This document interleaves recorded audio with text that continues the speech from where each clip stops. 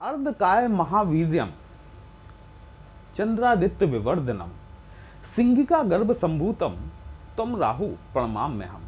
अर्थात वो जिसका कि आधा शरीर है, जो महावीर की श्रेणी में आते हैं, जो सूर्य और चंद्रमा को भी ग्रहण लगाने का कार्य करते हैं, जो सिंहिका के गर्भ से उत्पन्न है अर्थात सिंहिका के पुत्र हैं, ऐसे राहु को मैं प्रणाम करता हूं। महर्षि पाराशर जी अपने बृहद पाराशर होरा शास्त्र में राहु देव के लिए इस प्रकार से प्रशंसा युक्त शब्दों का प्रयोग करते हैं, तो आप खुद समझ सकते हैं कि राहु देव की महिमा कितनी निराली होगी। वैसे भी कलयुग का राजा तो राहु को ही कहा गया है।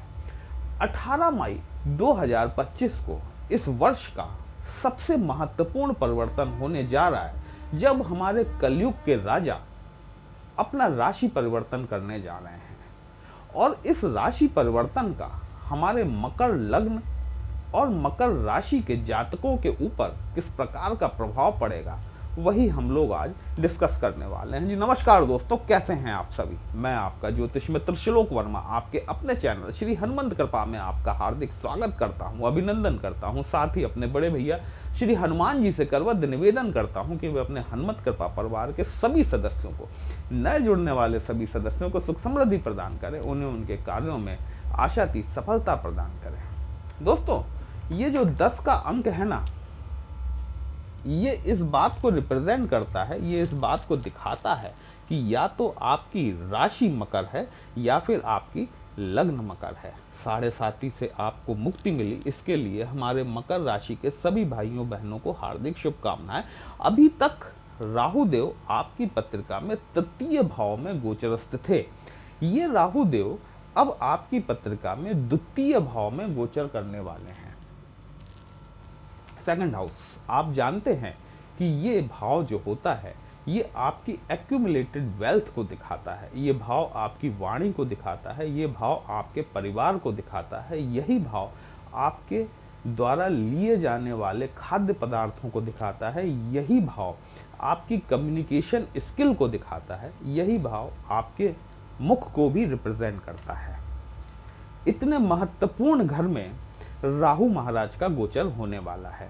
देखिए, आपकी पत्रिका में राहु देव इन 12 खानों में से कहीं भी बैठे हो सकते हैं, मुझे नहीं पता वो कहाँ बैठे हुए हैं, ठीक है। लेकिन फिर भी राहु की उपस्थिति जो है वो वृषभ राशि और मिथुन राशि, वृषभ राशि यहाँ पर, मिथुन राशि यहाँ पर, ये कहीं भी हो सकती है। आपकी पत्रिका में आपके पंचम और छठवें भाव में है, तो यहाँ पर मकर राशि के जातकों की पत्रिका में यदि वृषभ राशि में या फिर मिथुन राशि में उनके नेटल चार्ट में राहु देव बैठे हुए हैं, तो ये एक बहुत शुभ स्थिति मानी जाएगी। वहीं यदि कहीं राहु आपके वृश्चिक में, मतलब स्कॉर्पियन में या फिर सैगिटेरियस में जाकर धनु राशि में बैठे हुए हैं, यहाँ पर इनकी नीच की स्थिति मानी जाती है। देखिए, मैं यहाँ माना जाना शब्द का प्रयोग इसलिए कर रहा हूँ क्योंकि राहु के विषय में कई मतांतर हैं।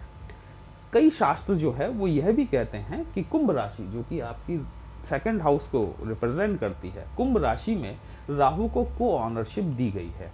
वहीं कई शास्त्र इस बात को भी बताते हैं कि कन्या राशि भी राहु की को ऑनरशिप को रिप्रेजेंट करती है।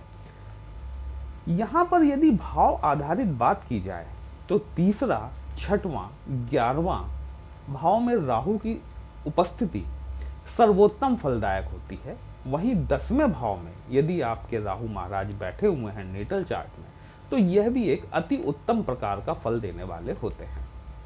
8वें भाव में या 12वें भाव में यहाँ पर राहु की उपस्थिति शुभ नहीं मानी जाती। दोस्तों, वीडियो को अंत तक अवश्य देखिएगा।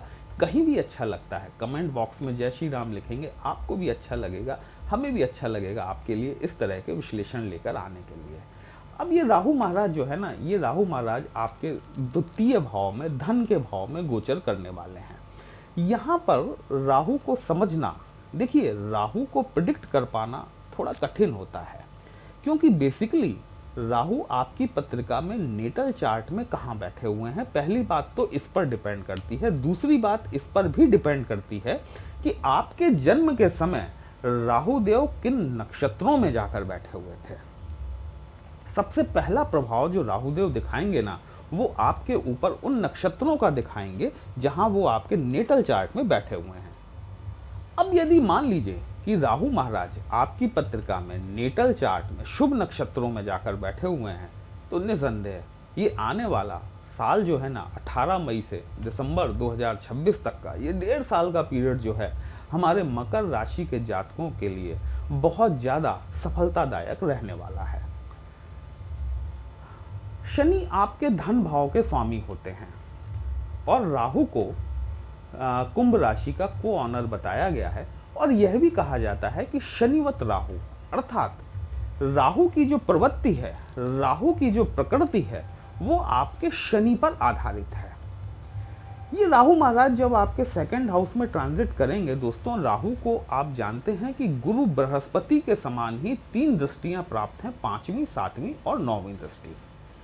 पहली चीज तो ये कि यदि राहु आपकी पत्रिका में शुभ स्थिति में बैठे हुए हैं, आपकी धन में बढ़ोतरी होना निश्चित तौर पर राहु महाराज यहाँ पर संभव करते हैं। आपके परिवार में किसी प्रकार की वृद्धि आपको देखने के लिए मिल सकती है, भले ही वह किसी विवाह संस्कार के द्वारा हो अथवा किसी जन्म संस्कार के द्वारा हो।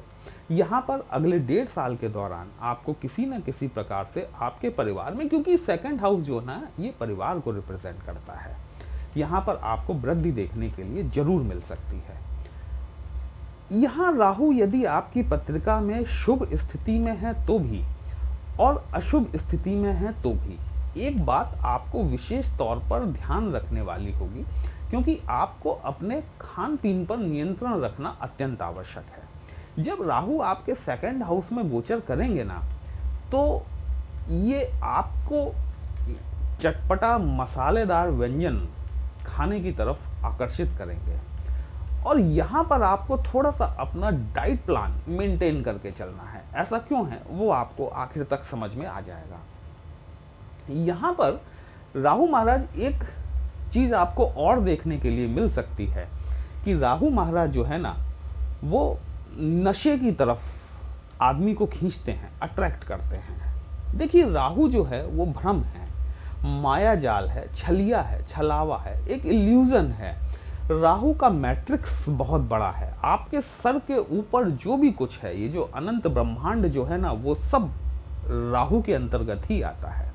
हमारी आपकी सोच, हम जो सोचते हैं, देखिए आप अगले क्षण के बारे में जो सोच रहे हैं ना, वो सब आपका राहु है। 24/7/365 डेज हम हमेशा राहु के बीच में ही मौजूद रहते हैं। इसीलिए आजकल राहु को कलयुग का राजा भी कहा जाता है।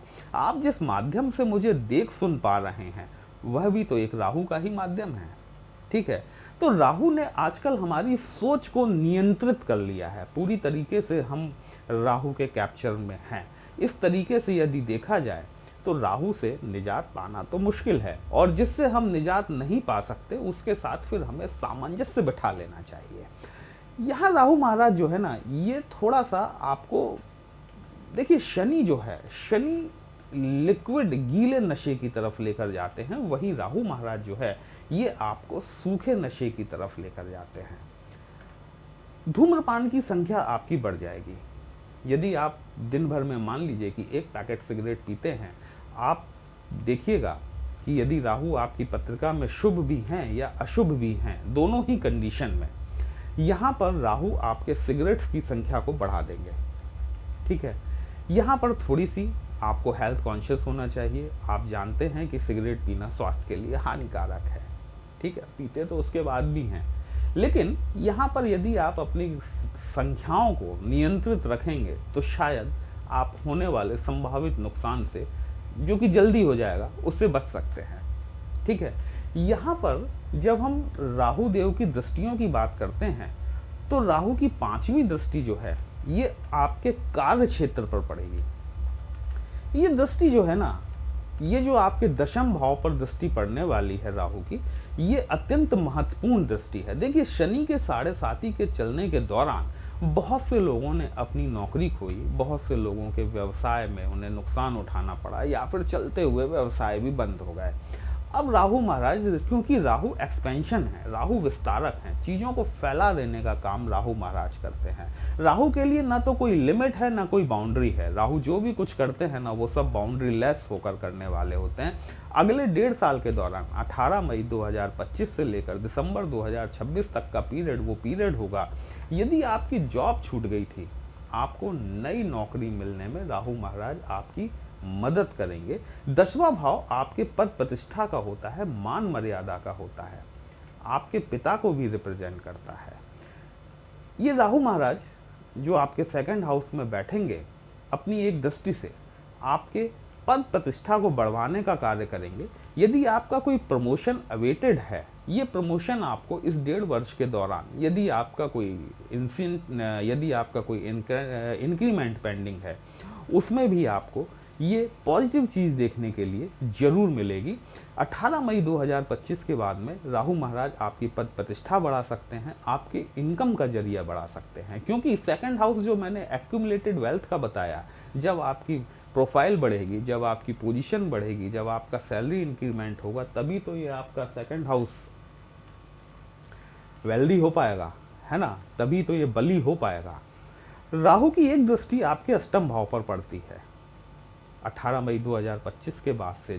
जो 8th हाउस है ना, ये आप जानते हैं कि रहस्यों का भाव है, अकल्ट से रिलेटेड है, ज्योतिष, तंत्र, मंत्र, साधनाएं, हमारी जितनी भी डीप रिसर्चेज होती हैं, भूमि के अंदर से निकलने वाले पदार्थ, खनिज पदार्थ, पेट्रोकेमिकल्स, या फिर समुद्र से निकलने वाले पदार्थ, माइनिंग, ये सभी चीज़ें आपके अष्टम भाव से देखी जाती हैं। अष्टम भाव के द्वारा ही आपसे इंश्योरेंस, विरासत का पैसा, इनहेरिटेंस, ये सारी चीज़ें भी आपको अष्टम भाव से ही देखने के लिए मिलती हैं। हमारी गुप्तचर संस्थाएं जैसे कि आईबी हो गया, रॉ हो गया, सीआईडी हो गया, सीबीआई, पुलिस, ये सब जो हैं, ये भी हमारे अष्टम भाव को ही रिप्रेजेंट करती हैं। अष्टम भाव को बहुत से लोग मृत्यु का भाव भी कहते हैं, लेकिन अगर पॉजिटिवली देखा जाए तो अष्टम भाव जो है ना, ये रहस्यों से भरा हुआ पाताल का भाव है, लेकिन इसको यदि आयुष्य का भाव माना जाए, क्योंकि हम इससे किसी व्यक्ति की कितनी आयु होगी इस बात का निर्धारण करते हैं, तो यदि इसको पॉजिटिवली ले तो किसी व्यक्ति की आयु कितनी होगी, ये भी अष्टम भाव से ही देखा जाता है। यदि ये जो फील्ड्स मैंने आपको बताई हैं, यदि आप माइनिंग का काम करते हैं, यदि आप पेट्रोकेमिकल से रिलेटेड व्यवसाय में हैं, यदि आप इन फोर्सेज में हैं, जो सिक्योरिटी सर्विसेज मैंने आपको बताई हैं, यदि आप पीएचडी और रिसर्च स्कॉलर हैं, डेफिनेटली आप देखेंगे कि आपका प्रमोशन, आपकी तरक्की आपको देखने के लिए निश्चित तौर पर मिलेगी। यहाँ पर देखिए, राहु महाराज जो है ना, ये राहु महाराज एक तरीके से आपके कंसंट्रेशन को बिगाड़ने का काम करते हैं, ठीक है। लेकिन जब राहु आपके 2nd हाउस में आएंगे ना, तब यहाँ पर केतु देव भी उपस्थित होंगे। यहाँ पर केतु का अपना कारकत्व है, ठीक है, और केतु का डोमेन बहुत ज़्यादा विस्तृत है, बहुत ज़्यादा विशाल है। अगर हम एक ही वीडियो में दोनों को शामिल करेंगे तो वीडियो बहुत लंबा हो जाएगा दोस्तों। ये तो मैंने आपको अष्टम भाव के पॉइंट्स बता दिए हैं, ठीक है, लेकिन यहाँ पर केतु का स्वयं का अपना कारकत्व है, तो हम अष्टम भाव को यहाँ पर छोड़ देते हैं। इसके लिए जब सेपरेट वीडियो लेकर आएंगे तब आपका निश्चित तौर पर आपको जानकर बहुत अचरज होगा कि अष्टम भाव से हम किन किन चीज़ों को रिलेट कर सकते हैं। राहु की एक दृष्टि जो है वो आपके 6वें भाव पर पड़ेगी। 6वां भाव आप जानते हैं रोग, ऋण और शत्रुओं से संबंधित होता है। 6वां भाव सेवा भाव को भी दिखाता है। 6वां भाव आपके नौकरी के भाव को भी दिखाता है। यहाँ पर देखिए, राहु एक तो आपके जो आप करंट जॉब में हैं, जहां आप वर्तमान समय में नौकरी कर रहे हैं, वहां से आपका स्थान परिवर्तन का योग भी बनाते हैं। दूसरी चीज, जैसा मैंने कहा कि 6वां भाव रोग, ऋण और शत्रुओं को दिखाता है। देखिए, राहु के साथ में एक और गुरु के साथ में भी ये एक प्लस पॉइंट है कि ये चीजों को उभार कर सामने ले आते हैं। अभी तक हो सकता है कि अपने जिन कलीग्स को या फिर जिन मित्रों को आप अपना हितैषी मानते थे इस 1.5 साल के पीरियड के दौरान आपको ये समझ में आ जाए कि जिसे मैं अपना हितैषी मान रहा था, जिसे अपना मित्र मान रहा था, वही मेरे पीठ में खंजर भोंकने का कार्य कर रहा था, या फिर वही व्यक्ति जिसको मैं अपना सब कुछ मान के चल रहा था, वही मेरे मार्ग में कांटे बिछाने का काम कर रहा था। यहाँ पर ये चीज आपके सामने निकल के जरूर आ जाएगी। देखिए, और मेरा सोचना, मेरा मानना ये है कि गुप्त चीजें ज्यादा नुकसानदेह होती हैं, भले वो आपके कर्ज हों, भले वो आपके रोग हों, या फिर आपके शत्रु ही क्यों ना हो। और ये राहु के साथ में एक प्लस पॉइंट है कि ये चीजों को जब अपने नेचर के चलते हुए उभारते हैं, जब उसका विस्तार करते हैं, तो वो चीज पकड़ में आ जाती। कई बार आपने देखा होगा कि कोई ऐसा रोग होता है जिसको कि डॉक्टर डायग्नोस नहीं कर पाता, बड़ी मुश्किलों के बावजूद भी। यहां पर क्या होगा कि यदि आपको कोई पहले से कोई रोग है, कोई समस्या है आपको, जिसको कि डॉक्टर डायग्नोस नहीं कर पा रहे हैं, राहु की इस दृष्टि पड़ने के बाद में क्या होगा कि वो उस रोग को डायग्नोस कर पाएंगे और साथ ही साथ आप उसका इलाज करा पाने में सक्षम हो पाएंगे, क्योंकि वो चीज निकल के आ गई जो कि छुपी हुई थी, वो अब सामने आ गई, और सामने आ गई तो अब उसका इलाज किया जा सकता है, फिर चाहे वो आपका रोग हो या फिर आपका शत्रु हो। ठीक है। कर्ज के मामले में यदि आप व्यवसायिक दृष्टिकोण से कोई कर्ज लेना चाह रहे हैं, निसंदेह तौर पर राहु महाराज आपकी बहुत मदद करने वाले हैं। कोई बड़ा कर्ज यदि आप लेना चाह रहे हैं तो इस 1.5 वर्ष के पीरियड के दौरान राहु महाराज आपको वो कर्ज दिलाने में आपकी मदद करेंगे, लेकिन व्यवसायिक दृष्टिकोण से। ठीक है। यहाँ पर आपकी विलासिता के लिए लिया गया ऋण शामिल नहीं है। ठीक है। अब मान लीजिए कि राहु आपकी पत्रिका में अशुभ स्थिति में है, तो आप क्या कर सकते हैं दोस्तों? बहुत सस्ता सा 10 रुपए का उपाय है महज। आपको एक पानी वाला नारियल लेना है जिसमें कि जटाएं होती हैं और जिसको हिलाने पर उसमें पानी बचता है। उस नारियल को सैटरडे वाले दिन अपने सिर से एंटी क्लॉकवाइज 7 टाइम्स घुमाकर मंदिर का जो डंपिंग एरिया होता है ना, जहां पर की फूल मालाएं, भगवान जी की उतरी हुई फूल मालाएं रखी जाती हैं, वहां पर उस नारियल को जाके छोड़ाना है। ऐसा यदि आप 5 शनिवार कर लेते हैं तो आपका जो अशुभ राहु है वो धीमे धीमे शुभ होना शुरू हो जाएगा। दूसरा आयुर्वेदिक औषधि है ओम भ्राम भ्रीम भ्रौम सह राहवे नमः। इस मंत्र का शनिवार के दिन से आप जाप शुरू करें और इसे नियमित तौर पर कम से कम 108 बार यदि आप जाप करते हैं तो इसमें दोनों ही कंडीशन में आपको फायदा देखने मिलेगा। पहली चीज तो ये कि यदि आपका राहु शुभ है तो वो और शुभ हो जाएगा, और यदि अशुभ स्थिति में है तो वो धीमे धीमे शुभ होना शुरू हो जाएगा। हाँ, लेकिन मैंने इसीलिए कहा कि ये एक आयुर्वेदिक औषधि है क्योंकि इसमें टाइम थोड़ा ज्यादा लगता है, लेकिन ये चीज का कोई साइड इफेक्ट नहीं होता, आपका प्लेनेट खराब नहीं होता इससे। लोग बाग क्या करते हैं कि जल प्रवाह कर देते हैं या फिर दबा देते हैं। जब तक आपको पूरी तरीके से कंफर्म ना हो कि आप किस प्लेनेट की वजह से परेशान हैं, क्योंकि ये बेचारे राहु केतु शनि तो नाम से बदनाम है। आदमी सबसे पहले अपनी हर परेशानी का जिम्मेवार इन्हीं ग्रहों को ठहराता है बेचारों को, और इन्हीं का उपाय कर देता है। तो आप जब तक कंफर्म ना हो कि आप अपने राहु केतु या शनि की वजह से ही परेशान हैं, तब तक ना तो आपको इनका जल प्रवाह करना चाहिए और ना ही आपको इन्हें दबाना चाहिए, क्योंकि ऐसा करने से साल भर के लिए प्लेनेट आपका खत्म हो जाता है दोस्तों। ठीक है। विश्लेषण कहीं भी आपको अच्छा लगा हो, अपने इस चैनल को लाइक, शेयर और सब्सक्राइब जरूर कर लीजिएगा। यदि हमसे पत्रिका का विश्लेषण कराना चाहते हैं, हमारा व्हाट्सएप नंबर थंबनेल में दिया गया है। पर्सनल कंसल्टेशन पेड होता है दोस्तों, एक छोटी सी फीस आपको पे करनी होती है। आपकी समस्या का उचित समाधान हमारे द्वारा करने का प्रयास जरूर किया जाता है। चलिए फिर मिलते हैं जी, तब तक के लिए जय श्री राम।